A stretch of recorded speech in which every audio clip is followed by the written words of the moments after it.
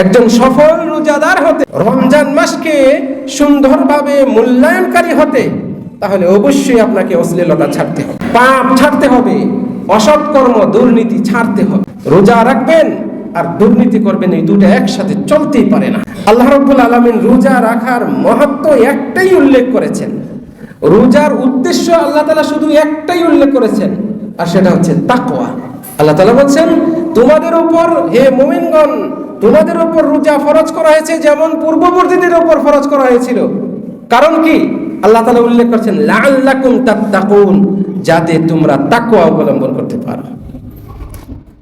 এই তাকওয়া হচ্ছে অন্যায় ছেড়ে দেওয়া, তাকওয়া হচ্ছে সততা অর্জন করা, সৎ হওয়া। কাজে যে ব্যক্তি অশ্লীলতা, পাপ, পঙ্কিলতা এগুলো ছাড়তে পারলো না, যার রমজান মাস আর রমজান ছাড়া রমজানের আগের মাস সমান, যে ব্যক্তি রমজানের মৌসুম আর রমজান ছাড়া অন্য মৌসুমে যেভাবে চলাফেরা করে সমান, সেই ব্যক্তির রোজার কোনো ফায়দা নেই, সকাল সন্ধ্যা না খেয়ে থাকাতে কোনো ফায়দা নেই। আল্লাহ রাব্বুল আলামিন আমাদেরকে বোঝার তৌফিক দান করুন, সঠিক আমলগুলো যথাযথভাবে পালন করার তৌফিক দান করুন।